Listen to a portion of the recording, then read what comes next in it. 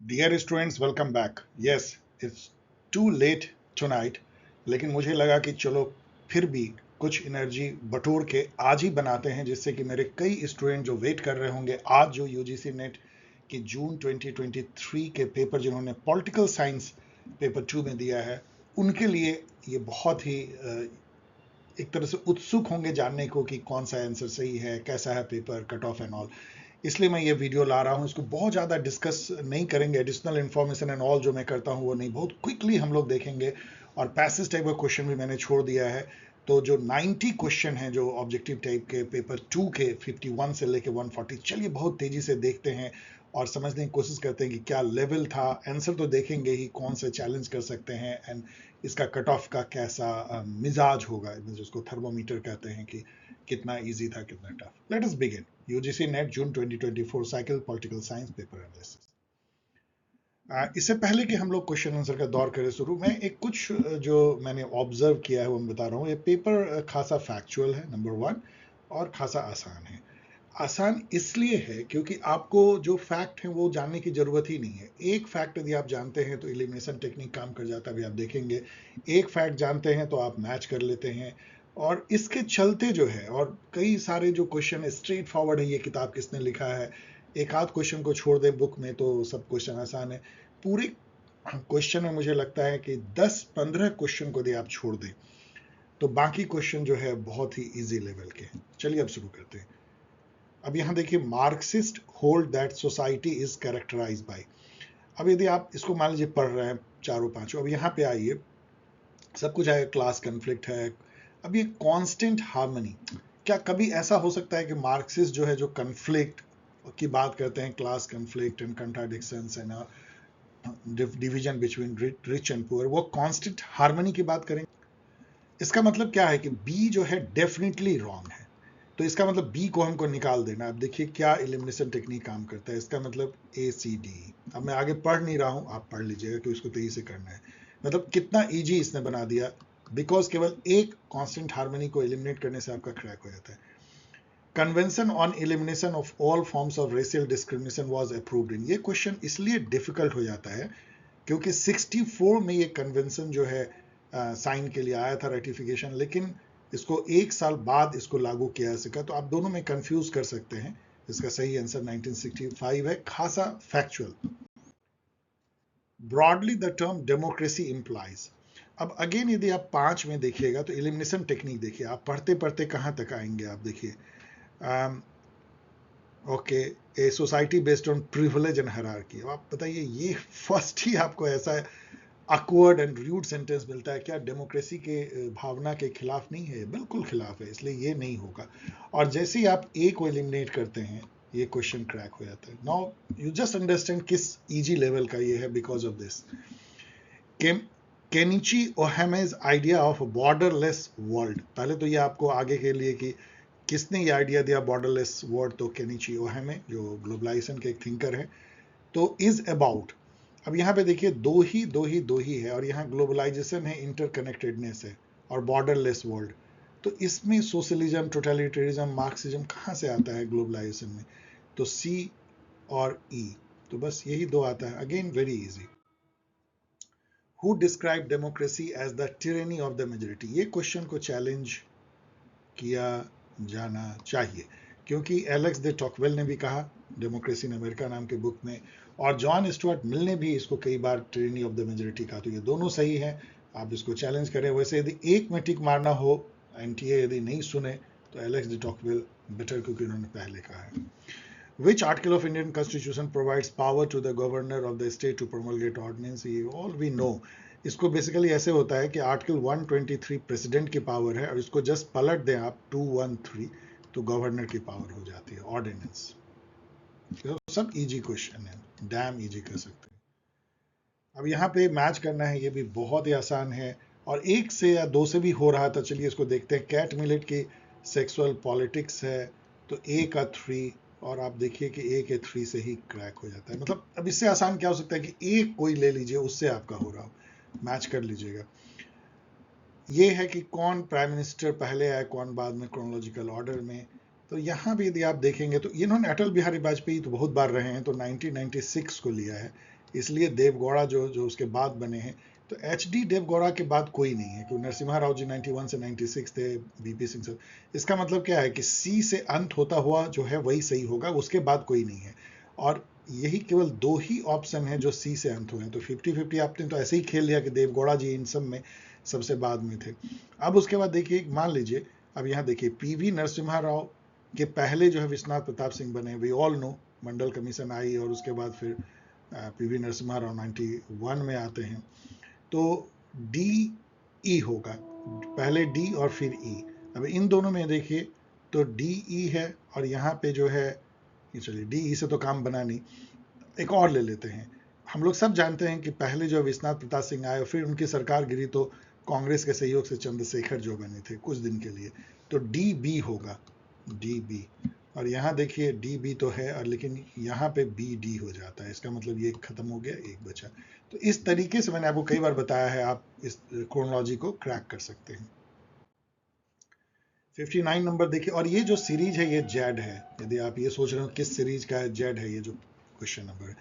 59 number question देखिए, ये भी आसान है। लाल बहादुर शास्त्री ने जय जवान जय किसान दिया था, क्या इससे ही क्रैक हो जाती है A का 3 और A के 3 से? तो ये सब बिल्कुल लड्डू टाइप क्वेश्चन है। अब मैं आगे नहीं कर रहा हूँ, तेजी से भाग रहा हूँ। Arrange the following cases in chronological order, तो इसमें यदि आप देखेंगे SR बोम्मई 1994 में आती है। मुझे लगता है इसके बाद कोई नहीं है, क्योंकि ये सब तो बहुत पहले की है। मिनर्वा मिल भी 1980 में आती है।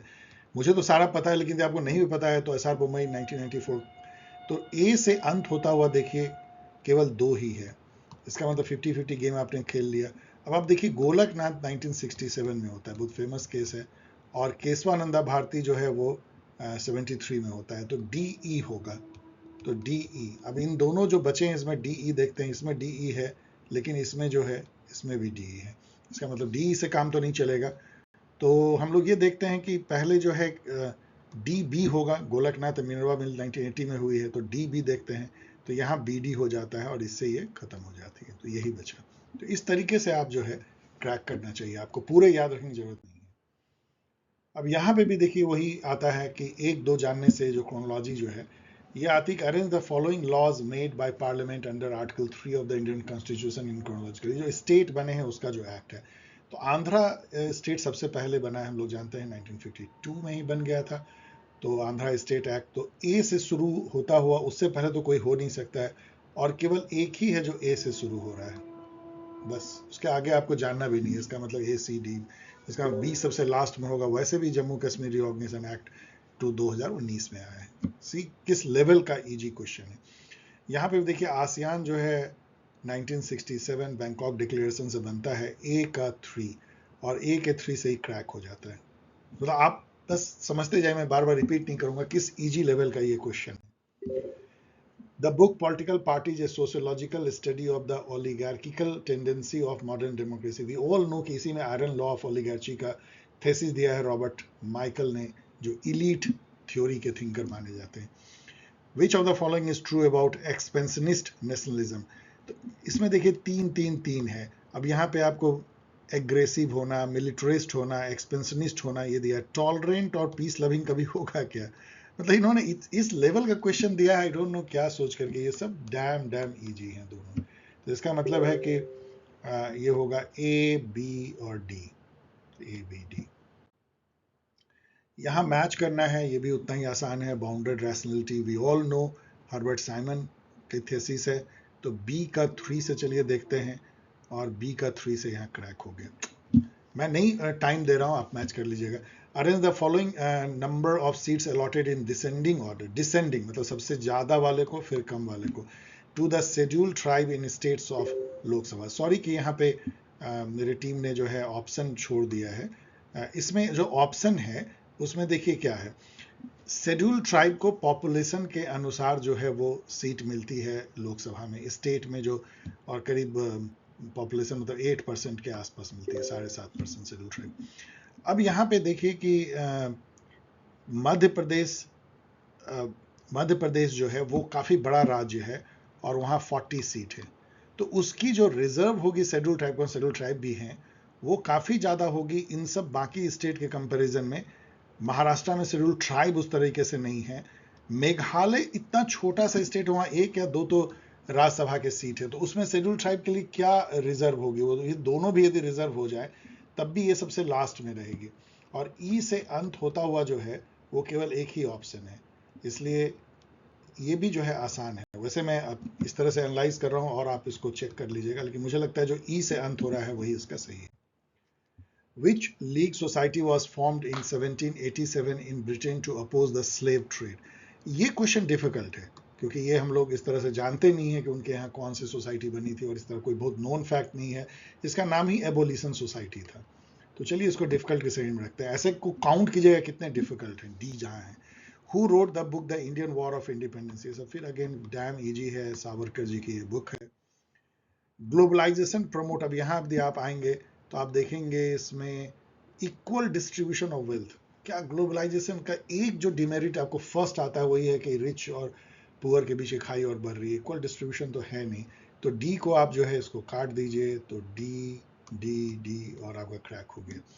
Which year doctor Shyama Prasad Mukherjee died? It is shame कि इस टाइप का क्वेश्चन आपको एक रिसर्च स्कॉलर को या असिस्टेंट प्रोफेसर बनने के लिए आप पूछ रहे हैं कि कौन नेता का डेथ कब हुआ, बर्थ कब हुआ। Is not good. इनका जो डेथ होता है वो 1953 में होता है। इनसे इनके बारे में कितनी चीजें पूछी जा सकती हैं। He was founder of Jana Sangh. Arrange the following commissions council as per their establishment in the chronological order, मतलब पहले कौन बाद में कौन।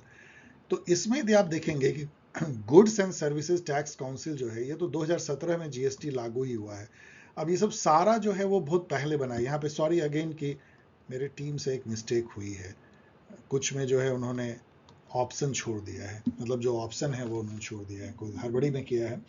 इसमें एक ही ऑप्शन ऐसा है जिसमें ए से अंत हो रहा है, मतलब बाकी सब कुछ है ए से अंत हो रहा है, तो वो वही ऑप्शन सही है। ये भी उतना ही डैम इजी है।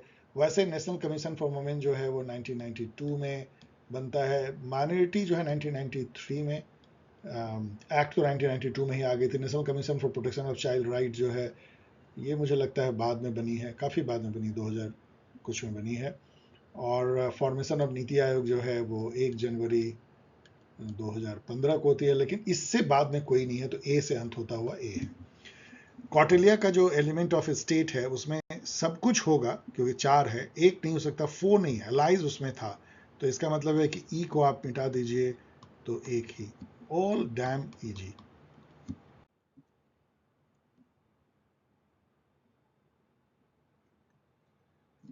सेवेंटी थ्री में मैं इसलिए थोड़ा चुप हो गया क्योंकि मेरी टीम ने फिर जो है इसको इस ऑप्शन को छोड़ दिया है जो कि हड़बड़ी के चलते हुई है। I am sorry for this. तो लेकिन ये क्वेश्चन को आपको चैलेंज करना चाहिए, ये क्वेश्चन चैलेंज करने लायक है। क्यों? क्योंकि इन्होंने जो ऑप्शन दिए हैं, मैंने जो देखा है, कावेरी वाटर डिस्प्यूट जो है 1990 में आती है, और उसके पहले गोदावरी डेफिनेटली आई, और ये गोदावरी को जो है बाद में दिखा रहे हैं। महादेई जो है 2010 में, सबसे लास्ट में ये है, लेकिन ऐसा कोई सीक्वेंस नहीं है जो इस टाइप का बनता है, इसलिए इसको चैलेंज कीजिए, नेट पे पढ़ लीजिएगा, ये तो आराम से मिल जाएगा कब कब हुआ है। सबसे पहले इन सब में जो है गोदावरी है, फिर उसका रावी ब्यास है, फिर कावेरी है, फिर महादेई है, महानदी बीच में देख लीजिएगा कब है, लेकिन इसको चैलेंज कीजिए। Arrange the following chief justice of India in chronological order.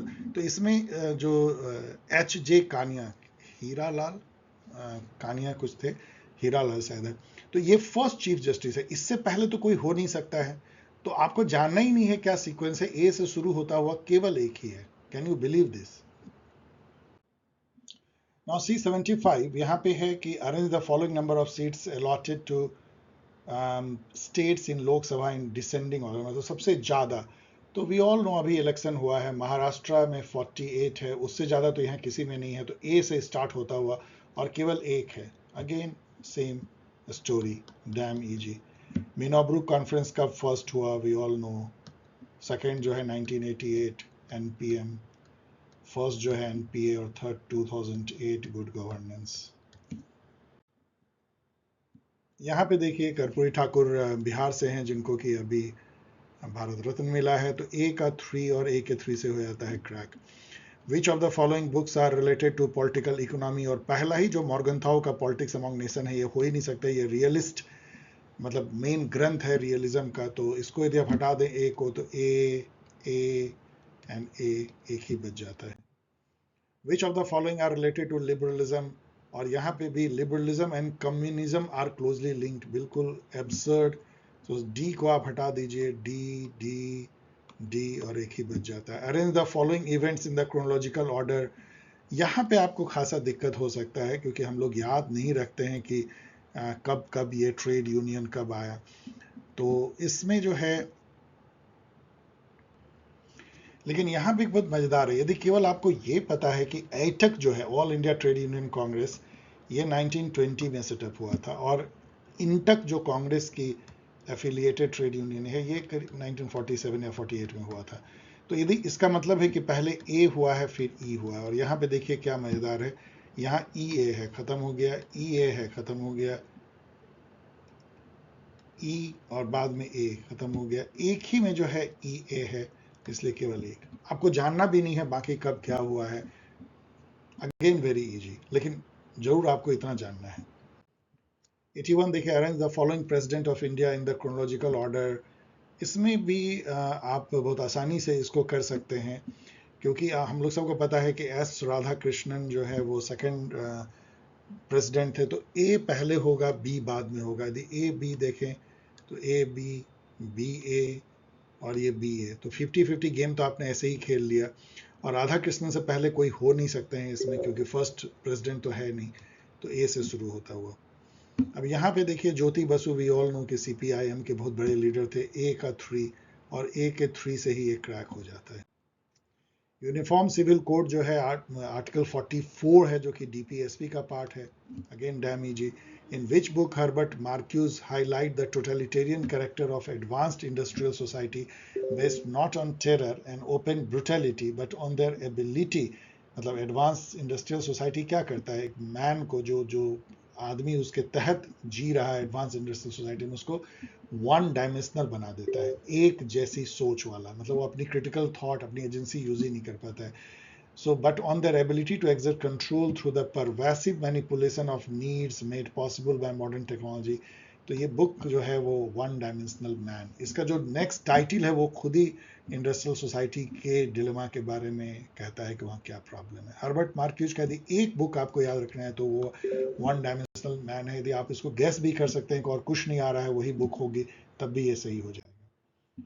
Munich agreement जो है बहुत ही मजेदार था, मजेदार इस मायने में कि ये एक वर्ल्ड वॉर 2 का जो प्री इवेंट था उसको रिप्रेजेंट करता है, जहाँ पे कि हिटलर एक जिद पे अड़ा हुआ है कि चेकोस्लोवाकिया का सुडन लैंड जो जर्मन बाहुल्य है, जैसे अभी रसिया कहता है कि हमारा यूक्रेन का काफ़ी एरिया रसियन लैंग्वेज वाले हैं, उसको हम हड़प लेंगे, उसी टाइप से वो हड़पने की बात कर रहा था। और यहाँ पे जैसे अभी भी वेस्टर्न कंट्री एक तरह से कुछ खास नहीं कर रहे हैं, उसने उसके 4 रीजन को हड़प ही लिया है रसिया ने, तो उसी तरीके से एक समझौता होता है फ्रांस, ब्रिटेन और जर्मनी इन सब के बीच में, जहाँ कहा जाता है हाँ हाँ हड़प लो उसको, मतलब एक अपीजमेंट का एक नमूना था। और हिटलर एक गेज कर लेता है कि उसको रोकने वाला अब ये ब्रिटेन और यूके और फ्रांस नहीं है। तो ये म्यूनिक एग्रीमेंट था। Who wrote the book the practice of management, ये कई जगह पूछा भी गया है, ये मैनेजमेंट के गुरु पीटर ड्रकर ने इसको लिखा है। यहाँ पे देखिए क्या है, आपको ये बड़ी कंफ्यूजन हो सकती है कि ये आर्टिकल मिलाने के लिए कहा है कि नहीं। वैसे ओथ तो बहुत फेमस है 159, लेकिन जैसे ये 333 आता है और 123, वैसे ही आपके बाँछे खिल जाने चाहिए। 123 जो है ये इसी क्वेश्चन पेपर में पूछा गया है, ये राष्ट्रपति की पावर है प्रोमलगेशन ऑफ ऑर्डिनेंस का, गवर्नर का 213 है। तो डी को आपको एलिमिनेट कर देना है, डी डी, और ई को भी एलिमिनेट कर देना है, ई, तो केवल एक ही बच जाता है। हु रोट द फेमस, क्योंकि ये अपॉइंटमेंट ऑफ डिस्ट्रिक्ट जज जो है वो 230s में कुछ है, 233 कुछ है। Who wrote the famous book man who manage on aspect of organisation life, ये बड़ा डिफिकल्ट है, इसको डी में रखिए, दूसरा डी मिल रहा है मेलविल डॉल्टन। वैसे ये बुक बहुत फेमस है लेकिन हम लोग जानते नहीं, कई लोग इसको नहीं जानते। Who wrote the book the origin of totalitarianism, ये उतना ही आसान है, आना आर्डेंट की बहुत ही फेमस बुक है। Arrange the following states into descending order, मतलब सबसे ज्यादा वाला, as their number of member in the state legislative assembly. अब यूपी से बड़ा कौन हो सकता है, उससे बड़ा कोई हो सकता है क्या? तो ए से स्टार्ट होता हुआ कौन है, एक ही है, बताइए। Consider the following vice president of India in order to occupy office in chronological order, पहले कौन बाद में कौन। अब यहाँ पे आप देखिए BS शेखावत जो है वो तो जब बीजेपी आती है तब बनेंगे, और आप समझिए कि ये सब बहुत पहले बन चुके हैं, BD जत्ती एंड ऑल या M हिदायतुल्लाह। तो आप इससे भी कर सकते हैं कि पहले D होगा फिर एक A होगा, DA। तो DA को चलिए देखते हैं, DA यहाँ पे है, DA यहाँ भी है, AD यहाँ पे खत्म हो गया, AD यहाँ पे 50-50 हो गए। अब यहाँ पे और यदि हम लोग देखें तो इन सब में ये D से शुरू हो रहा है और ये E से शुरू हो रहा है, GS पाठक। इसमें देखिए ये A से अंत हो रहा है, जो BS शेखावत है, जो कि बीजेपी के आने के बाद ये बने हैं। तो आप ये गेस कर सकते हैं इसमें सभी जो है बीजेपी एरा के पहले वाले हैं, इसलिए ये वाली सही होगी। वैसे मैं ऐसे अभी लॉजिक दे रहा हूं, मैंने देखा नहीं, मैंने क्वेश्चन मार्क कर दिया, यही होगा मोस्ट प्रोबेबली, इसे चेक कर लीजिए। सब 50-50 तो वैसे ही हम लोग खेल लिए। Who wrote the book a plea for reconstruction of Indian polity, we all know Jayaprakash Narayan ने ये बुक लिखा है, बहुत फेमस बुक है, इसलिए जैसे वाई सोशलिज्म भी उनका फेमस है उसी तरीके से। Who among the following viewed nationalism as cultural artifact of a particular kind, defining the nation as imagined community? The moment आपको कोई ये phrase दे, nation as imagined community, आपको एक ही व्यक्ति याद आएंगे, बेनेडिक्ट एंडरसन, जिन्होंने imagined community 1983 में इसी नाम से बुक भी लिखी थी। RTI is a means of strengthening democracy due to, तो सब कुछ इसमें है, लेकिन क्या इसमें मेंटेनिंग सेक्रेसी हो सकती है? मतलब आई डोंट नो किस मोड में ये क्वेश्चन सेट किया गया है, कभी नहीं हो सकता है। ये तो ओपननेस, ट्रांसपेरेंसी का हथियार है। तो आप बी को हटा दीजिए, बी बी बी और ये। Arrange the following chairman of the finance commission in reverse chronological order. Reverse chronological order का मतलब क्या हुआ कि सबसे बाद में कौन बने हैं। तो इसमें से सबसे बाद में देखेंगे तो डी होगा, उससे बाद में तो कोई, क्योंकि 15 फाइनेंस कमीशन के बने हैं, 16 के तो अभी बने हैं पानीग्रह जी, अरविंद पानीग्रह। तो डी से अंत होता हुआ और डी से शुरू होता हुआ, तो डी से शुरू होता हुआ दो ही है। तो आपने 50-50 गेम खेल लिया। अब यहाँ पे आइए कि YB चौहान जो है 70s में कांग्रेस के लीडर थे, यशवंत राव बलवंत राव चौहान। के सांता नाम जो है वो उसकी 62 में कमेटी बनती है, इसका मतलब वो काफी पहले होंगे इनसे, 60s की बात है। तो इसका मतलब पहले ई होगा, बाद में ए होगा, तो ई ए, और यहाँ पे देखिए ए ई है, इसको खत्म कर दीजिए, यहाँ पे ई ए है, इसको ठीक कर लीजिए, बाकी जानने की जरूरत नहीं है। ये जो है काफी ये क्वेश्चन 96 काफी टफ हो सकता है, क्योंकि इसमें सभी अननोन ऑथर हैं, बुक नोन जैसे हैं लेकिन ऑथर अननोन है। लेकिन यदि आप इतना जानते हैं कि रॉबर्ट प्रेस्थस ने जो है ये बुक लिखा था, behaviour approach to public administration, तो इससे ये क्रैक होता है। लेकिन मैं इसको डिफिकल्ट की श्रेणी में रख रहा हूँ, बी का 3, तो बी का 3 से ये क्रैक हो जाता है।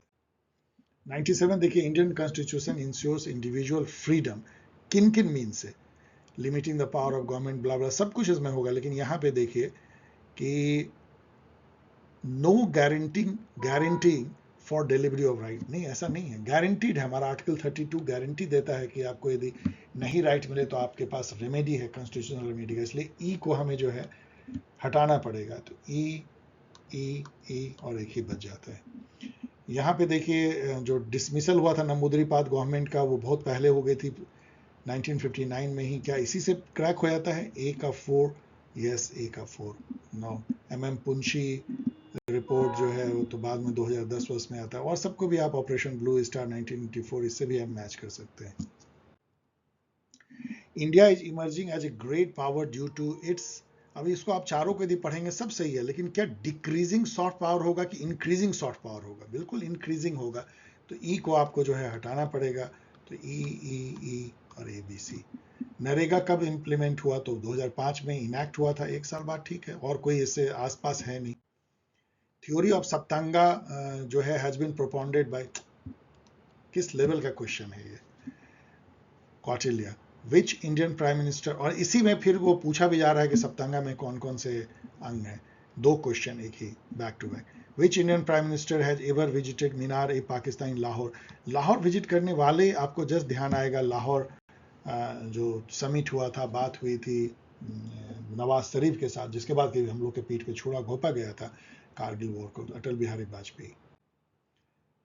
डाग हैमरस्कोल्ड जो कि बहुत ही फेमस सेकेंड सेक्रेटरी जनरल रहे हैं स्वीडन के, उनकी मृत्यु हुई थी एक एयरप्लेन क्लास में, तब तक वो जो है बने रहे थे। तो इनकी जो अपॉइंटमेंट होती है 1953 में होती है। सेकेंड ये थोड़ा डिफिकल्ट है, चलिए इसको डिफिकल्ट, क्योंकि ये डेट याद रखना डिफिकल्ट है। फर्स्ट जो है ट्रैगवे ली थे और सेकेंड डाग हैमरस्कोल्ड थे। Hawthornean experiment pioneered a movement which came to be known as the human relation approach. Damn easy. India join World Trade Organisation on its foundation day, क्योंकि ये फाउंडिंग मेंबर है। 1 जनवरी 1995 को WTO का जन्म होता है as a new avatar of General Agreement on Tariff and Trade, और उसी दिन से इंडिया उसका मेंबर है। Scientific management of course Taylor के साथ जाएगा, और new public administration Dwight Waldo, जिन्होंने मिनोब्रुक कॉन्फ्रेंस भी किया। इसी दो से क्रैक हो जाता है, ए का 2 और डी का 3। तो ए का 2 डी का 3, और कोई ऑप्शन ऐसा नहीं है। इनफैक्ट केवल ए के 2 से ही हो जाता है। My God. In which year Mahatma Gandhi undertook Dandi यात्रा 1930, और आई डोंट नो ये क्वेश्चन किस लेवल का है, सॉरी कि मैं बार बार ये कह रहा हूँ, मुझे हर बार आश्चर्य हो रहा है। यहाँ पे ये क्वेश्चन पूरा जो है गफलत से भरा हुआ है, इसको चैलेंज करना चाहिए। इसमें सारे डेट वेट इन्होंने गलत दे दिए हैं, कहीं कॉपी पेस्ट हुए, क्योंकि कुछ भी मैच नहीं कर रहा है। कन्वेंशन और राइट ऑफ चाइल्ड मुझे लगता है ये 2000 या 1986 की है, 1987 88 की है, चेक कर लीजिएगा। 88 चेक कर लीजिएगा। लेकिन कन्वेंशन और eliminating all form of women जो है ये तो 1979 का, ये भी मैच नहीं कर रहा है। और रिफ्यूजी 1951 का है, वो भी मैच नहीं कर रहा है। तो इसको चैलेंज कर लीजिए, इसको नेट पे देख लीजिएगा, मैं चैलेंज में मार रहा हूँ। Arrange the following location of seats to states in राज्य सभा from highest to lowest। मतलब अब ये देखिए, राज्यसभा में जिसके पास जितने एमएलए होंगे उतना ही ज्यादा भेजेगा। तो इस बेसिस पे यदि हम देखें तो महाराष्ट्र के पास सबसे ज्यादा एमएलए हैं, तो और उड़ीसा के पास सबसे कम। तो स्टार्ट सी से हो, सी से स्टार्ट होने वाला एक ही है, और बी से एंड होने वाला। In which year Japan invaded Manchuria, ये आपको डिफिकल्ट लग सकता है कि कब। तो 1931 में मंचूरिया चाइना का एक जोन था जिसको कि उसने हथियार लिया था, वहां एक उसने एक पपेट गवर्नमेंट भी बना दिया था 1931 में। By which constitutional amendment act maintenance of internal security MISA was removed from 9th schedule। तो ये आप गेस कर सकते हैं कि मीसा जो है इमरजेंसी का एक मस्कट था, उसको लेकर के इमरजेंसी की बात की जाती है। तो उसको हटा दिया गया होगा जस्ट जब जनता गवर्नमेंट आई होगी 44th अमेंडमेंट में, और यही सही है। यहाँ पे देखिए जॉन रॉल जो है पॉलिटिकल लिबरलिज्म नाम के बुक के लिए जाने जाते हैं। तो ए का 1, और उसी से ये क्रैक हो जाती है। क्या कहा जा सकता है। In which general election the prevailing dominant Congress party lost half of its state to opposition, जिसको कहते हैं संविदा सरकार, SVD। मतलब सब मिल करके उन्होंने सरकार बनाई थी। Ram Manohar Lohia and all anti Congressism के बड़े बड़े ही ऊंचे लीडर थे। तो उस समय में एक भूचाल जैसी आई थी कि 8-9 स्टेट में, खास करके नॉर्दर्न इंडिया में, कांग्रेस स्टेट इलेक्शन में मेजोरिटी लूज कर गई थी। Who stated history is the growth of reason to consciousness of itself and constitutional legalistic state is culmination of history. इस टाइप की बात कॉन्शियसनेस और स्टेट को इतने हाईएस्ट लेवल पे पहुंचाने, वर्ल्ड स्पिरिट से लिंक करने वाले केवल हेगेल ही हो सकते हैं।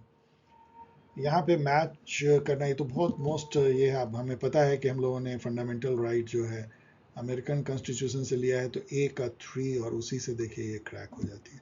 विच committee was appointed by Janata party government to review the working of panchayati raj. We all know कि अशोक मेहता कमेटी 1977 या 78 में ही सेटअप की गई थी, जिसने 2 टियर पंचायती राज की रिकमेंडेशन दी थी। अल्टीमेटली वो माना नहीं गया था, माना तो 3 टियर जो बलवंत राय मेहता ने दिया था वो माना गया।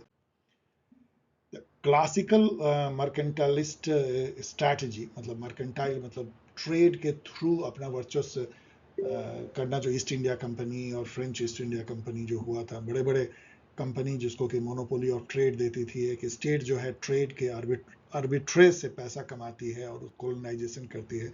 तो ये सब क्यों किया गया था? Wealth, power, prestige, maximise export. अब यहाँ देखिए maximise import and minimise export. ऐसा क्यों होता है कि हम मार्केंटलिस्ट पॉलिसी अपनाएं और इसलिए क्योंकि हमारा इंपोर्ट जो है बढ़ जाए? उल्टा, तो ई को बिल्कुल काट दीजिए, तो E. Who wrote the book an introduction to the study of law of constitution, AV Dicey जो कि फादर हैं रूल ऑफ लॉ के, उसी इस बुक में उन्होंने ये एक तरह का थेसिस दिया जो कि बेड रॉक है डेमोक्रेसी का, कॉन्स्टिट्यूशनल गवर्नेंस। 119 देखिए, who among the following has written the book the functions of executive, we all know कि ये चेस्टर बर्नार्ड है, ये जेड सीरीज है, जस्ट फॉर यू इंफॉर्मेशन। अब यहाँ पे देखिए, the Indian constitution cornerstone of a nation, we all know कि ग्रैनविल ऑस्टिन की ये बुक है, और बी का 4, और देखिए उसी से ये क्रैक हो जाता है। Gorbachev became Soviet leader 1985, A का 3, और उसी से क्या ये क्रैक हो जाता है, yes. Arrange the following article of Constitution of India as inserted by different constitutional amendment, तो सबसे बाद में कौन आया होगा, entry of Ladakh in first schedule, कि मतलब स्टेट यूटी वाले शेड्यूल में डी से तो अंत होता हुआ कोई हो नहीं सकता है, क्योंकि ये 2019 में आई है, बाकी सब उसके पहले आए हैं, तो एक ही है जो डी से अंत होता है, तो ये सीधा क्रैक हो गया। 123 Chowkhamba model of decentralization is propounded by Ram Manohar Lohia. We all know Finance Commission comes under Article 280. Arrange the following committee related to Panchayati Raj institution in the chronological order. अब यहाँ पे देखिए ये बहुत difficult है, क्योंकि ये सब बहुत ही एक पंचायत के जो इश्यूज हैं उसके लिए, वर्किंग ऑफ पंचायत पे है कि न्याय पंचायत, तो पंचायत के इलेक्शन, ट्रेनिंग सेंटर उसके खोलने के लिए, कम्युनिटी डेवलपमेंट। लेकिन मैंने इसको क्रैक कैसे किया, मुझे बिल्कुल पता है ये सब नहीं है कब क्या डेट है, लेकिन मैंने कॉमन सेंस यूज किया कि ये सब जो है इलेक्शन एंड न्याय पंचायत सब पहले होगा, ट्रेनिंग सेंटर सबसे बाद में आ सकती है, तो जो कमेटी होगी ट्रेनिंग सेंटर की सबसे बाद की डेट की होगी, डी से अंत होता हुआ केवल एक है, तो मैंने इसको टिक मारा। वैसे आप चेक कर लीजिए, मुझे लगता है यही सही है, फिर भी मैं आपको चेक करने का रहा हूँ। Arrange the following Lok Sabha speaker, इसको आप डिफिकल्ट में रख दीजिए। Arrange the following Lok Sabha speaker in chronological order, ये भी आसान नहीं है, क्योंकि इसमें आपको जानना पड़ेगा, नीलम संजीव रेड्डी जो है ये 1977 में बन गए थे राष्ट्रपति, तो उसके पहले आए होंगे, और रवि रे जो है उसके बाद आए हैं सोशलिस्ट लीडर, लेकिन डी इस सब में है तो कोई फर्क। लेकिन हुकुम सिंह यदि आप जानते हैं कि थर्ड स्पीकर थे, केवल बहुत पहले आए थे, तो पहले बी होंगे फिर डी होंगे, तो बी डी वाले यदि देखें आप, तो ये जो है डी बी है, खत्म हो गई, बी डी है, बी डी है, और बी डी है, बी डी से यहाँ होती है। अभी इससे भी आप कर सकते हैं, बी ई से भी चल सकते हैं, तो बी ई में आप ये है, बी है, बी से भी नहीं होती, तो ये एक डिफिकल्ट है। अब मैं आपके लिए बिल्कुल इसको छोड़ जा रहा हूँ, आप देख लीजिए, इसको मैच कर लीजिएगा, ये सब तो इसको डिफिकल्ट लेवल में आप रख सकते हैं। ये मतलब ये क्वेश्चन आपको खासा परेशान कर सकता है, क्योंकि आपको हो सकता है और डीप लेवल पे जानना पड़ेगा कौन कब बने है। डॉक्टर राम मनोहर लोहिया रिमार्क्ड गूंगी गुड़िया अबाउट विच पॉलिटिशियन, ये क्वेश्चन गुड टेस्ट में नहीं है, आई डिड नॉट लाइक, इस तरह क्वेश्चन नहीं पूछे जाने चाहिए, पॉलिटिकल ओवरटोन जैसा दिखता है। तो ये उन्होंने इंदिरा गांधी को उन्होंने कहा था, क्योंकि उस समय काफ़ी वो कम बोलती थी, तो इसलिए जो सिंडिकेट जो था, सिंडिकेट कांग्रेस का वो ग्रुप ऑफ लीडर था जो काफ़ी कंट्रोल करता था कांग्रेस को, कामराज और निजलगप्पा और ये सब होते थे, उसमें मोरारजी देसाई भी, तो उन्होंने इसको ये सोचते बनाया था कि इसको कंट्रोल करेंगे इंदिरा गांधी को, इसलिए राम मनोहर लोहिया जो कि एंटी कांग्रेसिज्म के लीडर थे, उन्होंने इसको इस वे में कहा। South Asian association for regional cooperation कब आया, ये 8 दिसंबर 1985 को ये it came into existence. Who wrote the book A Vindication of Right of Women? Of course, Mary Wollstonecraft. Immanuel Wallerstein की जो वर्ल्ड सिस्टम थेसिस है उसमें आता है पेरीफेरी, कोर, सेमी पेरीफेरी, लेकिन ए और E poor nation only, island of semi core, इस type का कुछ आता नहीं, तो ए और ई को निकाल दीजिए, या उससे अच्छा है कि सीधा आप बी, सी और डी को ले लीजिए। Who wrote the book Engaging India Diplomacy, Democracy and Bomb? ये मैंने कई बार अपने वीडियो में डिफरेंट जगह कहा है कि इस तरह के नेचर ऑफ जो नेम है वो देख के लगता है कोई इंडियन ऐसा नहीं लिख सकता है, और इसमें केवल एक जो है नॉन इंडियन है, स्ट्रॉप टालबर्ट, तो उन्होंने इस बुक को लिखा था। आप गेस कर सकते हैं, वैसे आप इसको चाहें तो डिफिकल्ट में रखें, लेकिन चूंकि मैंने कई बार कहा है, यदि आप मेरे वीडियो को देखे होंगे तो आपको थोड़ा बहुत याद होगा। Who stated ये इसमें देखिए कितनी गलती टाइपो का है, किस लेवल पे एनटीए अपना काम करता है। यहाँ दीज लिखा है, यहाँ देयर होना चाहिए, आर होना चाहिए। There has been for too much emphasis नहीं है, ये फार है, FAR है, far, too much emphasis on rights and far है, अगेन यहाँ फॉर नहीं है, फार है, far too little on obligation. If obligation were undertaken, rights would naturally flow from them. ये कहने वाले जवाहरलाल नेहरू थे। ये आप गेस भी कर सकते हैं, कबीर ऐसा नहीं कर सकते, अटल बिहारी वाजपेयी इस तरह की बातें, he is not known for right and obligation के बारे में, और पेरियार तो बिल्कुल इस तरह की बातें नहीं करेंगे, इस तरह की इंग्लिश में भी, वैसे मतलब हिंदी कहें चाहे इंग्लिश, लेकिन ये कहा भी गया है इंग्लिश में ही। आइए 133 देखिए, अगेन जो यहाँ जो भरे हुए हैं chronology chronology chronology, and that's too very easy. तो यहाँ पे जो चीफ इलेक्शन कमिश्नर जो इंडिया के बने हैं उनकी क्रोनोलॉजी पूछी जा रही है। यदि आपको मेरी तरह ये पता है कि सुनील अरोड़ा बहुत हाल में बने हैं, तो आप देखिए ए से अंत होता हुआ देखते हैं कौन सा है, और ए से अंत होता हुआ एक ही है, तो बस क्रैक हो गई। Who among the following said that the congressional government is committee government and Congress in its committee room is Congress at work? Congress यहाँ कोई पार्टी की बात नहीं हो रही है। यूएस में जो पार्लियामेंट है, जिसके कि दो पार्ट हैं, house of representative lower house और सीनेट अपर हाउस, उन दोनों को मिला के कांग्रेस कहा जाता है। तो ये जो यूएस की पॉलिटी के बारे में ऐसा कहना, केवल इसमें से French Fanon is not known, ये तो कॉलोनियलिज्म पे लिखते आए हैं, मैरी वोल्स्टनक्राफ्ट, डेफिनेटली उस समय तो कॉन्स्टिट्यूशन बन ही रहा था। तो वुड्रो विल्सन जो है इस तरह की बातें कह सकते हैं, आप गेस कर सकते हैं, इसलिए मीडियम कैटेगरी की है, आसान।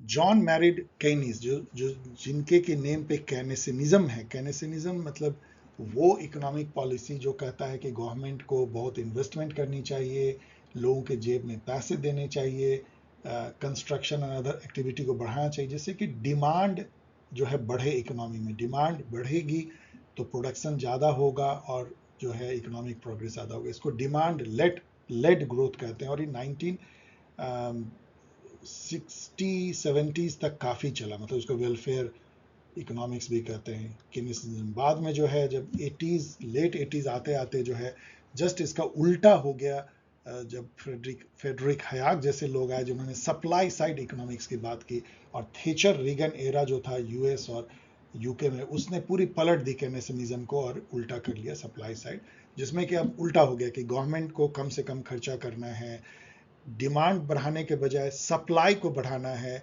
इंटरेस्ट रेट को कम करना है। यदि बाजार में सामान भरे रहेंगे और कम कॉस्ट पे मिलेंगे तो ऐसे ही लोग खरीदेंगे और उससे इकोनॉमी बढ़ेगी। तो केनिस अब देखिए इसमें से जो है यहाँ पे देखिए, reduce the demand for good and services, ये कभी हो सकता है क्या? इनका तो डिमांड लेड ग्रोथ था। यदि आपको ये पता है, ये बात पता होनी चाहिए कि ये डिमांड लेड ग्रोथ के प्रोपाउंडर है, यदि यह पता है आपको, तो reduce the demand for goods and services. तो अब यहां पे एक चीज देखिए, John Maynard Keynes criticize capitalist economies because it cause economic depression, सही है। इंक्रीज्ड अनएम्प्लॉयमेंट, सही है। मार्केट फोर्सेस रिड्यूस्ड वेजेस, सही है। रिड्यूस डिमांड फॉर गुड्स, ये भी सही है, मतलब ही वॉज क्रिटिसाइजिंग कि डिमांड बढ़ना चाहिए। It led to prosperity and happiness all over, no, सब जगह परेशानी थी, तो इसलिए ई नहीं होगा, तो E E E A B C D. Who stated the world can be moulded only with the gun, whoever wants to seize the political power of the state and to maintain it must have strong army। तो इस type का आप देखेंगे तो प्लेटो इस तरह के कहीं सुने नहीं आते। जॉन रॉल क्यों बोलेंगे लिबरलिज्म के चैंपियन, लॉक इस टाइप की बात करते नहीं है। तो माओ जेदांग जो है, जो कि मतलब from the barrel of the gun वाली जो फ्रेज आपको याद होगा, तो इट गोज विथ हिम। मैं क्वेश्चन मार्क कर रहा हूँ, मैं गेस कर रहा हूँ। Arrange the following committee and commissions of urban local government in the chronological order। बिल्कुल मैं आपके लिए छोड़ दे रहा हूँ, क्योंकि ये भी उसी तरह की अर्बिट है जैसे पंचायती राज पे थी, दोनों एकदम मिरर क्वेश्चन है, एकदम डिफिकल्ट अर्बिट जैसे हैं, आप नेट पे आराम से खोज सकते हैं और इसको देख सकते हैं। क्या इसमें हम लोग कुछ गेस कर सकते हैं? मैं आपके साथ पहली बार पढ़ रहा हूँ, मैंने पढ़ा नहीं। चलिए, नेशनल कमीशन और urbanisation, committee on budgetary reform in municipal administration, committee on service condition of municipal employ, rural urban relationship committee, taxation inquiry commission. I have no clue कि कौन सा हो सकता है। Swami Vivekananda delivered his famous address to the parliament of religion in which city? We all know, Chicago में। कितना, 1893 perhaps, मैं guess कर रहा हूँ। 139 देखिए, 92nd amendment act very famous है, जिसने कि 4 लैंग्वेज जो है बोडो, डोगरी, मैथिली और संथाली को जोड़ दिया शेड्यूल 8 में। तो ए का 3 और ए के 3 से ही हो जाता है crack. Arrange the following in the chronological order. तो Konkani added in 8th schedule, Madhya Pradesh, Andhra Pradesh. अब देखिए, आंध्र प्रदेश के रिऑर्गेनाइजेशन से पहले कुछ भी नहीं होगा, क्योंकि पता है 52 53 में ही हो गया था। तो सी से स्टार्ट होता हुआ एक ही होगा और बस ये हो गई क्रैक। सो डियर स्टूडेंट, इससे पहले कि मैं आपको थैंक्स बोलूं और इस वीडियो को अंत करें, आपके मन में होगा कि इसका कट ऑफ कितना जाएगा। अब पेपर 1 तो मैंने देखा नहीं है, मेरे कई स्टूडेंट ने बताया कि पेपर 1 टफ था। अब ये जब देखेंगे तो देखेंगे, लेकिन पेपर 2 में मुझे ये लगता है कि नॉर्मली जब आप पिछले साल का देखोगे तो पेपर 2 में 72 प्लस जो है वो जेआरएफ का स्कोर माना जाता है, 72। इस बार ऐसा कुछ भी नहीं होने जा रहा है। आपको पेपर 2 में 85 प्लस लाना पड़ेगा जेआरएफ के लिए। यस, मेरा गेस, फर्स्ट गेस ये है 85 प्लस। मतलब 85 क्वेश्चन आपको 100 में सही होने होंगे, तब आप जेआरएफ के। और इसी तरीके से आप सोच सकते हो कि 80 प्लस जो है नेट के लिए, और 75 टू 78 जो है रिसर्च के लिए, पीएचडी। ये मेरा फर्स्ट गेस है, it all depends on paper 1 and all. लेकिन क्वेश्चन डैम इजी है, no doubt in that, damn easy है। और ये अच्छा नहीं है, मतलब बहुत कारणों से अच्छा नहीं है, क्योंकि इस तरह के फैक्चुअल क्वेश्चन जो हैं वो बच्चों को थोड़ा ऐसा ठेलते हैं रोट लर्निंग की तरफ। अब नेक्स्ट टाइम क्या होगी कि डिफरेंट कोचिंग इंस्टीट्यूट भी और स्टूडेंट भी, अब जितने इलेक्शन कमिश्नर हुए हैं, जितने वाइस चेयरमैन हुए हैं नीति आयोग के, जितने फाइनेंस कमीशन के चेयरपर्सन हुए हैं, जितने जजेज हुए हैं, जितने चीफ मिनिस्टर हुए हैं, vice president, president, prime minister, सबको रटते रहेंगे क्रोनोलॉजी में एंड डिफरेंट डिफरेंट। ये बिल्कुल ये सही नहीं है, क्योंकि आप इस तरह के स्टूडेंट को नहीं चाहते हो जो रिसर्च स्कॉलर हो। उनके लिए आपको कॉन्सेप्चुअल, इतना हाई लेवल से स्टूडेंट पढ़ते हैं यूजीसी नेट के लिए, आप क्वेश्चन इस तरह का पूछ रहे हो। दूसरी, लेकिन इसमें एक बात मैं बोलूँगा कि नेवर थिंक कि आप बहुत कम पढ़ के ऐसे पेपर में 85 ला सकते हो। बहुत जब वाइड रेंजिंग आप पढ़ते हो तो आपके दिमाग में जैसे स्ट्रॉप टालबर्ट टाइप की बात रहती है, जवाहरलाल नेहरू जैसी बात रहती है, डिफरेंट डिफरेंट जैसे फैक्ट पूछे, कहीं ना कहीं इधर उधर आपके दिमाग में बिखरे रहते हैं, और उससे आप कर पाते हो। इसलिए वाइड रेंजिंग स्टडी तो कभी आपको कभी हार्म नहीं करता, और मस्ट होता है इवन दिस टाइप के फैक्चुअल क्वेश्चन को करने के लिए। Okay then, thanks for watching, and I hope कि आप लोगों में से कुछ ही लोग आज रात में देख पाओगे, क्योंकि काफ़ी रात हो गई है, मैं भी थक गया हूँ बुरी तरीके से, लेकिन फिर भी। और एक दो क्वेश्चन मैंने आपके लिए छोड़ दिया जो कि नेट पे आप देख सकते हो, सॉरी फॉर दैट, क्योंकि मेरे में एनर्जी नहीं थी कि अब उसको रुक के, नहीं तो मैं कल सुबह बनाता। आपको जस्ट बताना है, यदि आप वो स्टूडेंट हो जो कि इलाहाबाद यूनिवर्सिटी, सिपेट, सीपीजी, ये सब एग्जाम अभी भी जो बची हुई जुलाई में हो रही है, तो आप ज्वाइन कर सकते हो क्रैश कोर्स जो अभी चल रही है। उसके लिए name, Telegram ID and mobile number इस ईमेल आईडी को भेजें, paulsciencehelp@gmail.com। और यदि आप ये सोच रहे हैं कि नेट जेआरएफ की नेक्स्ट बैच कब स्टार्ट होगी, तो वो 1 अगस्त 2024 से होगी। कुछ दिन पहले इसकी बारे में अनाउंस किया जाएगा, तब आप इसमें मेल भेजिएगा, मेल भी आईडी उस समय दिया जाएगा। इस तरीके से आप मुझसे जुड़ सकते हैं, सवाल पूछ सकते हैं। चलिए मिलते हैं किसी एक और वीडियो के साथ बहुत जल्द। तब तक के लिए टेक केयर। फिर आगे बात करेंगे चैलेंज एंड अदर्स के टाइम, जबकि आंसर की निकल के आएगी, तो फिर एक बार हम आपसे मुखातिब होंगे इस पेपर पे। तब तक के लिए विदा, टेक केयर, बाय।